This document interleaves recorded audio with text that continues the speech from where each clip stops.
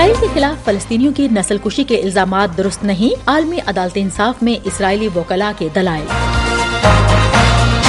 بحیرہ احمر کی صورتحال پر غور کے لیے اقوام متحدہ کی سلامتی کونسل کا ہنگامی اجلاس بلایا جائے، روس کی درخواست۔ یمن کے حوثی باغیوں پر حملوں کا مقصد بحیرہ احمر کے تجارتی راستے محفوظ بنانا ہے، NATO. Voice of America Washington سے اہم خبروں کے ساتھ سعدیہ زیب رانجھا۔ اسرائیل نے کہا ہے کہ جنوبی افریقہ اسرائیل پر فلسطینیوں کی نسل کشی کا الزام عائد کر کے اسرائیل کو بدنام کرنے کی کوشش کر رہا ہے۔ اسرائیل کی جانب سے ہالینڈ کے شہر دی ہیگ میں جنگی جرائم کی اعلیٰ عالمی عدالت میں جنوبی افریقہ کی جانب سے دائر کیے گئے مقدمے کی سماعت کے دوسرے روز اپنے اختتامی دلائل میں اٹارنی گلاد نوام نے اس الزام کو بے بنیاد اور جھوٹ قرار دیا کہ اسرائیل پوری فلسطینی آبادی کو ختم کرنا چاہتا ہے۔ اس سے قبل اسرائیلی وزیر اعظم بنیامین نیتن یاہو نے فلسطینیوں کی نسل کشی کے الزامات کو منافقت قرار دیا تھا۔ ہم وائس آف امریکہ واشنگٹن سے آپ سے مخاطب ہیں۔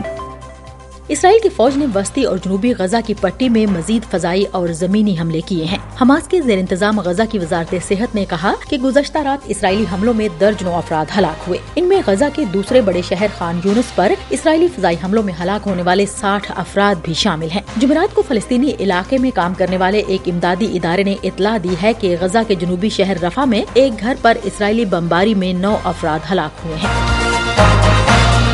روس نے کہا کہ اس نے جمعے کے روز اقوام متحدہ کی سلامتی کونسل کے ہنگامی اجلاس کی درخواست کی ہے تاکہ امریکہ اور برطانیہ کی جانب سے یمن کے حوثی باغیوں پر فوجی حملوں کے بارے میں تبادلہ خیال کیا جا سکے۔ اقوام متحدہ میں روس کے مستقل مشن نے کہا کہ روس نے یمن پر امریکہ اور برطانیہ کے حملوں کے سلسلے میں 12 جنوری کو اقوام متحدہ کی سلامتی کونسل کے فوری اجلاس کی درخواست کی ہے۔ ہم وائس آف امریکہ واشنگٹن سے آپ سے مخاطب ہیں۔ امریکہ اور برطانیہ نے جمعرات کو یمن میں حوثی باغیوں کی 16 تنصیبات کو میزائلوں اور جنگی طیاروں سے نشانہ بنایا۔ امریکی حکام نے کہا ہے کہ اتحادی افواج نے اپنے بحری جہازوں سے درجنوں ٹوماہاک میزائلوں کے ذریعے یمن کے اندر 1 درجن سے زائد مقامات کو نشانہ بنایا ہے۔ صدر جو بائیڈن نے کہا کہ یہ حملے آسٹریلیا، بحرین، کینیڈا اور ہالینڈ کی مدد کے ساتھ کیے گئے۔ ان کا کہنا تھا کہ ضرورت پڑی تو وہ ایسی مزید کارروائیوں کا حکم دینے میں ہچکچاہٹ محسوس نہیں کریں گے۔ حوثی فوج کے ترجمان نے کہا کہ حملوں میں اس کے 5 جنگجو ہلاک اور 6 زخمی ہوئے ہیں۔ نیٹو کے ترجمان نے کہا کہ یمن کی حوثیوں پر امریکی قیادت میں کیے جانے والے حملوں کا مقصد بحیرہ احمر کی تجارتی راہداری کو محفوظ بنانا ہے۔ ایران نے امریکہ اور برطانیہ کی جانب سے حوثی باغیوں کو نشانہ بنانے کو یک طرفہ اقدام قرار دیا ہے۔ ترکی نے کہا ہے کہ امریکہ اور برطانیہ کا اقدام غیر متناسب ہے، جبکہ چین نے بحیرہ احمر میں کشیدگی میں اضافے پر فکر مندی کا اظہار کیا۔ ہم وائس آف امریکہ واشنگٹن سے آپ سے مخاطب ہیں۔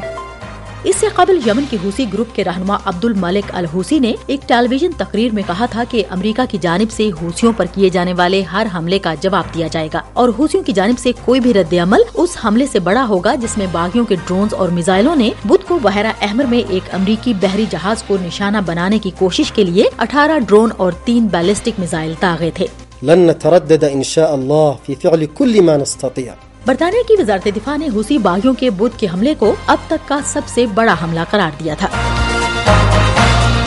ایران کی حمایت یافتہ لیبنانی حزب اللہ نے کہا ہے کہ اس نے جمعرات کو ایک طبی مرکز پر مبینہ اسرائیلی حملے میں طبی عملے کے 2 افراد کی ہلاکت کے بعد اسرائیل کے قصبے کریات شمونہ پر درجنوں راکٹ داغے ہیں۔ اسرائیلی فوج نے کہا کہ لیبنان سے کریات شمونہ اور مارگالیوٹ علاقے کی جانب 10 راکٹ فائر کیے گئے تھے، جن میں سے 3 کو ناکام بنا دیا گیا۔ اسرائیل کی ریسکیو سروس نے حملے کے نتیجے میں کسی جانی یا مالی نقصان کی اطلاع نہیں دی۔